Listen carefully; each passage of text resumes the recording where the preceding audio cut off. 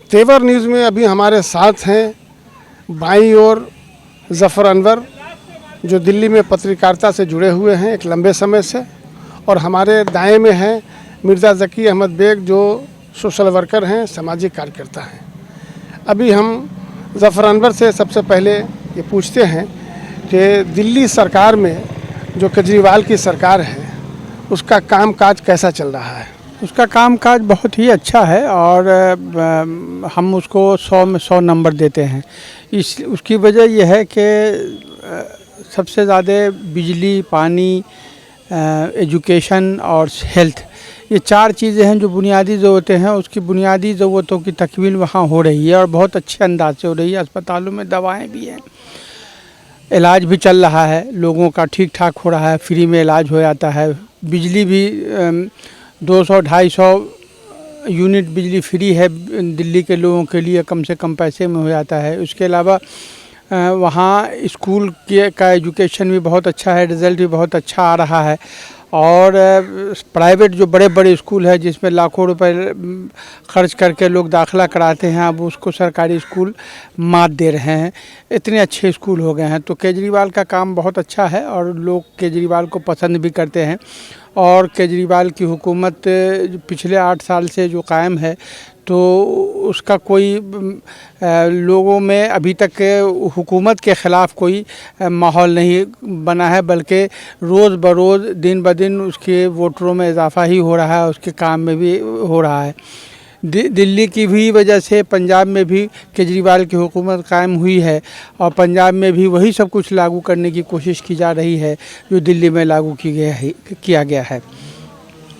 केजरीवाल हुकूमत बहुत अच्छी है। और दूसरी जगहों पर भी जहाँ कहीं अगर क्या कहते हैं गुजरात में या और दूसरी जगह अगर कहीं केजरीवाल की हुकूमत बनती है तो वहाँ भी वही तजर्बा दोहराया जाएगा। केजरीवाल की हुकूमत में फ़िरका परस्ती की कोई बात नहीं होती है, वहाँ सिर्फ काम की बात होती है, रिश्वत की बात नहीं होती है। वहाँ लोगों की भलाई के बारे में सोचा जाता है। एक थिंक टैंक है जो दिन रात लगा हुआ है और ये सोचता है कि किस तरह जो है आम जनता की भलाई की जाए, किस तरह अस्पतालों में, सरकारी अस्पतालों में सहूलत पहुंचाई जाए। कोरोना के ज़माने में भी ढेर सारी सहूलतें पहुंचाई गई। राशन भी लोगों को फ्री डिस्ट्रीब्यूट किए गए, जबकि राशन का डिस्ट्रीब्यूशन का मामला सेंट्रल गवर्नमेंट का है, मगर फिर भी स्टेट गवर्नमेंट की जो अपनी जिम्मेदारी है उसको उसने पूरा करने की कोशिश किया और उसमें कोई कमी नहीं की। अच्छा, एक सवाल ये है कि अगर मोदी के ख़िलाफ़ 2024 में केजरीवाल कैंडिडेट बनते हैं तो क्या प्रभाव डालेंगे वो? बहुत अच्छा प्रभाव होगा। बीजेपी एक बड़ी पार्टी है, नेशनल पार्टी है, जबकि वो जो है आम आदमी पार्टी वो इलाकाई पार्टी है। 2 ही स्टेट में भी उसकी हुकूमत है, मगर उसके बावजूद भी जहाँ जहाँ केजरीवाल की शोहरत पहुँची है, ख़ास तौर पर नॉर्थ इंडिया में केजरीवाल को हर जगह लोग पसंद करते हैं।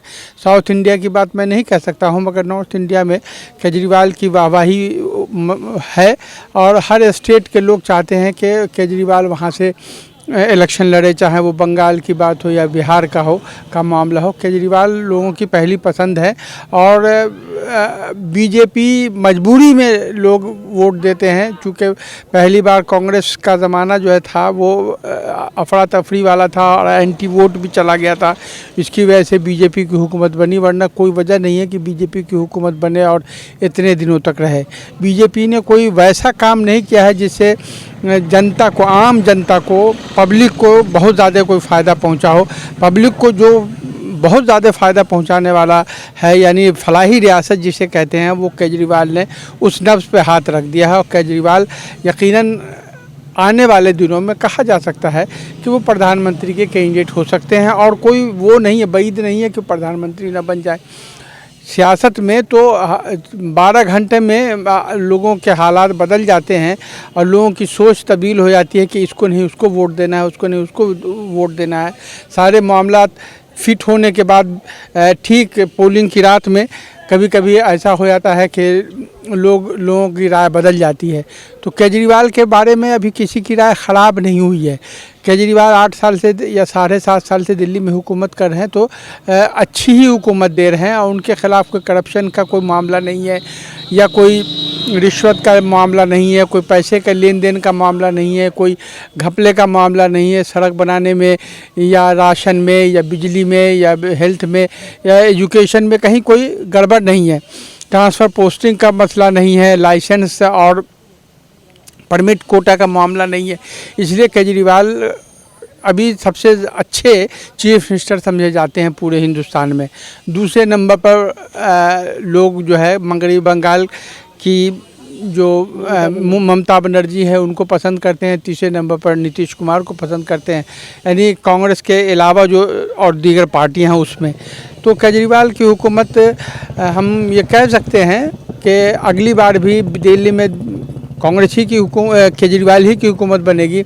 और हो सकता है कि जब 2 साल के बाद जब प्रधानमंत्री का इलेक्शन हो और लोकसभा का इलेक्शन हो तो केजरीवाल की पार्टी में अक्सरियत लाए और कुछ अपोजिशन पार्टियों के सपोर्ट से हुकूमत भी बन सकती है। इसलिए कि जब सिर्फ 40 पार्टी के 40 वोट हासिल करने वाले यानी 40 MP वाले लोग पार्लियामेंट में अपनी हुकूमत बना सकते हैं तो हमको यकीन है कि केजरीवाल भी बना सकते हैं।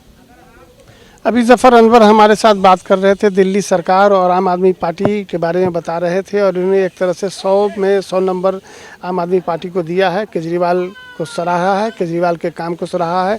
अब हमारे दूसरे साथी हैं अभी मिर्ज़ा ज़की अहमद बेग जो सोशल वर्कर हैं और बहुत शिक्षा संस्थानों से जुड़े हुए हैं, सामाजिक संस्थानों से जुड़े हुए हैं।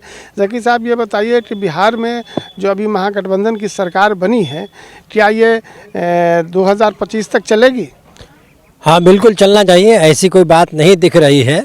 अब भ्रमित करने के लोग कोशिश करते हैं लेकिन ऐसा कुछ नहीं लग रहा है। दोनों का जो है तालमेल सही बन रहा है और काम कर रहे हैं। उम्मीद तो यही है कि चलेगी। अच्छा, एक सवाल ये है कि नीतीश कुमार पिछले दिनों महागठबंधन बनने के बाद पूरे हिंदुस्तान में तमाम पार्टियों से मिले, उनके सरबराह से मिले और बात की और साझा उम्मीदवार तैयार करने की कोशिश की। तो क्या नीतीश कुमार भी प्रधानमंत्री के कैंडिडेट हो सकते हैं? देखिए, एक शरीफ आदमी है और सुलझा हुआ सियासतदान है। बिहार को उसने एक ज़माने से जो है मुख्यमंत्री के रूप में देखा है और काम किया है। मैं समझता हूं कि इनके ज़माने में बहुत तरक्की हुई है बिहार की हर तरीक़े से। तो उम्मीद की जा सकती है अगर लोग जो जितनी पार्टियां हैं मिलकर के अगर चाहें और नीतीश कुमार को बिहार में अच्छी वोट मिले, अच्छा वोट मिले, अच्छे जो है क्या सीटें मिले तो उम्मीद है, उम्मीद पे दुनिया कायम है, कोई मुश्किल नहीं है, हो सकते हैं।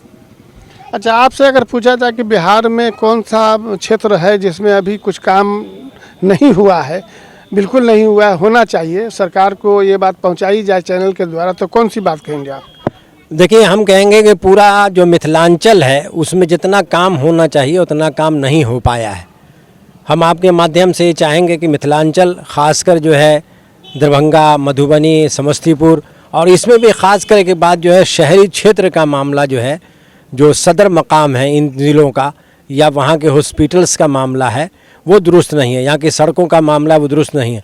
ख़ासकर आप समस्तीपुर को ले लें तो एक नदी और रेलवे स्टेशन के बीच में शहर बसा हुआ है और उसके विस्तार की कोई कोशिश नहीं की गई।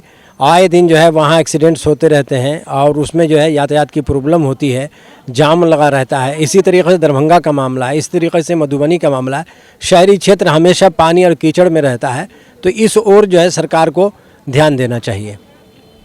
अच्छा, अभी हमारे साथ तेवर न्यूज़ पे थे ज़फ़र अनवर, पत्रकार हैं दिल्ली में, जिन्होंने केजरीवाल सरकार पर बातें की, और दूसरे हमारे साथी मिर्ज़ा ज़की अहमद बेग जिन्होंने बिहार सरकार में, नीतीश सरकार में, महागठबंधन की सरकार के बारे में कुछ उपलब्धि बताई, कुछ ये भी बताया कि कहाँ काम होना चाहिए, जहाँ काम नहीं हुआ है। तेवर न्यूज़ में इतना ही।